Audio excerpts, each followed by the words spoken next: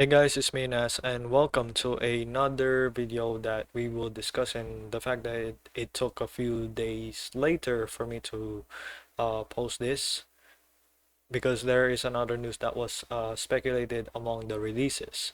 So one, we will talk about the releases. I'm not gonna talk about the full SmackDown, but you know, this is the thing that's kind of a bit heartbreaking, knowing that the full list of the WWE release. So what I only know before we will start from the top to where we'll get to the bottom.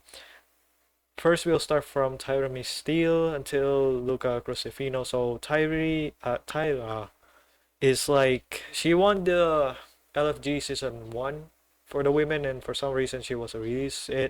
If for some reason her development wasn't that as good, I'm not sure about everything, but regardless, if she didn't, meet the expectations among the WWE trainers and all the stuff that she did, then it makes sense that she kind of get released. But there was also rumors about NXT trying to question about her release at the time, knowing that she was like, LFG winner. So because of all that happened, what's next for her? That we never know. Then what I only know from the group from her until Luca, Serena Linton, some people say she's good, but I'm sure she's gonna do all right in the indies or anywhere in other companies.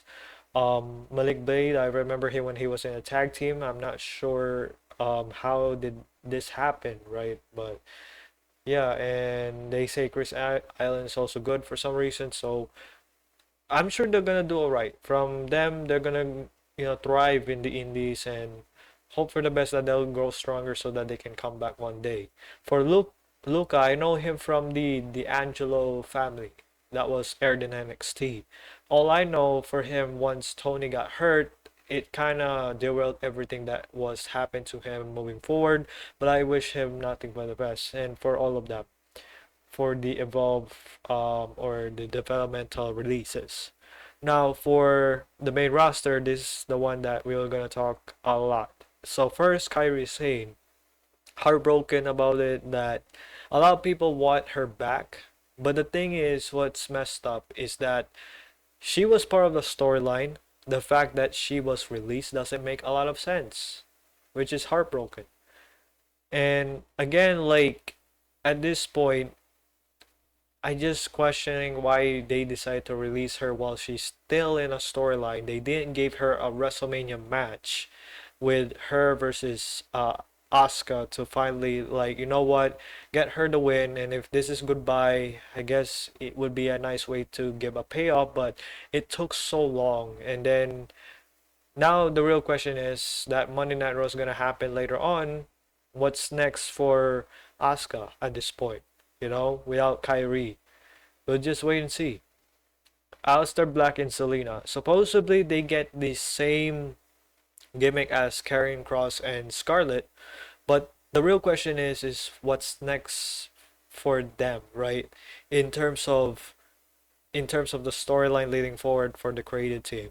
There were a lot of talks that Aleister Black should take the place of Pat McAfee, but the fact that it didn't happen, it's like, okay, because TKO thinks, oh, Pat McAfee's the guy, well, there you go. So it's one of those things that's kind of be questionable, but yeah. And here's the thing: it's messed up because Aleister Black just only, he came back SmackDown After Mania a year ago, and then he was released before SmackDown After Mania. So it took only for 1 year that he had full trust in this company, and now he was released. It is what it is. For Selena, I really wasn't a fan that they made the decision to make her heel to partner with her husband, because at that point, right, the women's division later on, after, you could say, when Jade was the women's champion, and then after that women's division and SmackDown became worse. They lacked the baby faces that much, or there wasn't too much of that babyface power because most of the other women focus on the women's tag team division. So it's kind of sucks that that was what happened to her later on. But again, she had a good career in the WWE. There's a lot of opportunities outside for, both of them. And that's basically how I would give them to those two. But this one is a bit questionable of the release. So the Wyatt Six, all members, by the way, which is funny though because it's like the fact that the MFTs are still there, and I get it, maybe they were signing not too long ago. But the thing is, why would you let go almost all of the members? That doesn't make a lot of sense. And it's kind of heartbroken because Bray Wyatt picked all of these, members, and the fact that you just release all of them, well, it is what it is, and it's kind of hurt for, all the fan base who support this group. They have a good debut, by the way, but the fact that it ended like this, it, it's kind of a bit heartbroken. The Santos Escobar, and I'm not gonna only discuss about him, but also Zoe Stark. So they are released, but they are still, you know, at the part that Zoe is still recovering and then Santos is injured. So this isn't the first time because if you know back in the day, like Carl Anderson was hurt and he was released. Ridge Holland, to those who may forget about him, he was hurt and then got released. It doesn't make sense why would you release talent when they're injured? Of course, like if I remember correctly, Zoe was out for a knee injury, could be a torn ACL or MCL either way, but the fact that you release them doesn't make a lot of sense. But again, like great talents, and Santos is doing all right, I guess, in AAA, but for some reason, yeah, the injury got him, and it's kind of sad.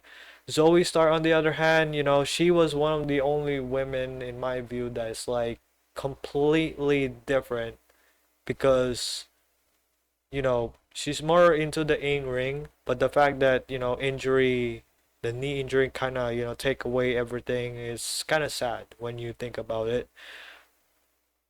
And the next one on the list, Andre Chase.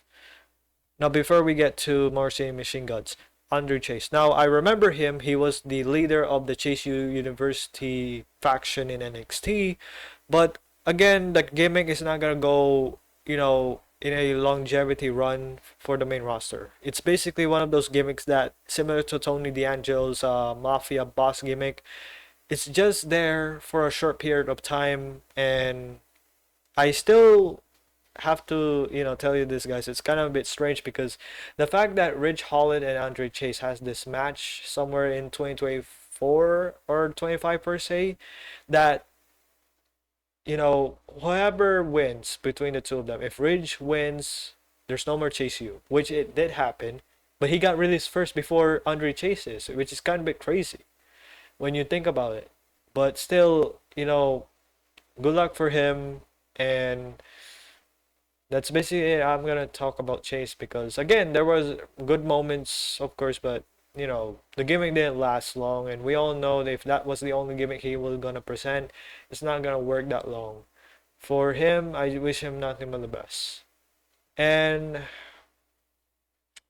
for Morrissey Machine Guns, you basically have one of the best tag teams in the 2010s, and till this day they can still go, right? Both of them are former TNA world champions, but the fact that you release them is crazy when you think about it, because I expect that the tag team division would be alright, but the fact that the tag team division is not so great for the past few months, at this point, if I were them, just merge the tag teams already. Like, what's the point of separating them if you're not gonna build a good tag team for the men? I get for the women, but now it's like, I don't know what's their game plan for creative. I just hope that they should figure this out, because now you let go one of the tag teams that are available at one point instead of having a long feud between the Wyatt Six versus the MFTs. It doesn't make a lot of sense, you know. And then the last one, Alba Fire. So she was known as Kay Lee Ray in NXT UK. And if I'm not mistaken, she's the longest reigning NXT Women's Champion. But the fact that she was go for Alba Fire, I get it. She, you know, They gave her a character to be a bodyguard for Chelsea Green, but that's basically it. And again, another great talent from NXT gone, and a lot of the guys that at one point were, brought back and then for some reason got released. It is what it is. But still, I just wish them nothing but the best. There's a lot of opportunities outside the indies, the big companies like AEW, NJPW. There's a lot. You can go anywhere, and I just hope that they'll find back that type of grit and grind that they used to be. And if they're back in the WWE, hopefully that WWE creative should book them properly. That's basically what I'm gonna say.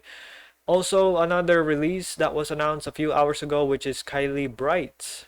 So she was part of Evolve, and if you watch Evolve, she was used to be with Kendall Gray. But what happened was, for some reason, it turned out that they went with a different direction, and Win Sinclair was basically the one that had the spot of Kylie Bright for Kendall Gray's, you could say tag team or one of the stablemates. But it is what it is, and yeah, if you look at down here in the replies, what's the point of the LFG then? Of course, right? You let go one of your winners, and at the same time, one of the other stars that have a chance, an opportunity to shine, but of course, if it had to do with, the development took too long for her, because if I remember, she was class of 2022 of the performance center recruits and all that. So if you took your time too long and you can't develop that, you know, as quick, I guess that's how it is. And as we get to the next story, Triple H has signed a new contract. So he'll be head of creative and CCO. Here's the thing, right? People criticize Triple H a lot. I get it. Like, the creative is still bad. I just hope that if you sign this guy, I hope he's gonna be, giving everything he had for creative side of things, because the creative we get for the past few weeks is bad. Again, can you blame him with everything over TKO? You have to blame both sides for a reason. You can't just pick only just one of the blame, pointing that one person and then the other no. You have to at least blame both of them for the reason of that. And then we get to the last one where it has been reported that SmackDown will be back in 2 hours in a few weeks. Thank goodness. Because the 3 weeks was atrocious for some reason. Too much commercials or ads, and it doesn't make a lot of sense. I understand of giving an opportunity for other wrestlers to shine, but for the past few weeks that I watched since the beginning to for losing interest for a bit, it's like, at some point they should go back to 2 hours, and there's nothing wrong. Like, they could book a 3 hour show, right? But, when you say book it properly, that is one of the things why they'll go back to 2 hours. They can't book it properly, and it is what it is for them. But again, that's basically what I'm gonna say. Now, there are call-ups. This is the only thing I can give for SmackDown. The call-ups, you got Ricky Saints for next week, or within this week rather. You got Blake Monroe, and then you basically have the Fail Influence that they debuted on last Friday, which that's a good thing, because the amount of heel heat that they got, that was the right way to have a good debut. And that's basically it. Like, I'm not gonna go the full SmackDown because it's just the same old thing. They're going back to the square one thing where, okay, new feuds and all that stuff. So if there's any news coming up, I just hope that I could release it as early as possible. This is all I'm gonna give for the SmackDown, for call ups, and then the report news on the releases. So that's basically it. All I can say is that thank you for watching, and we will see each other in the next video, guys. Peace.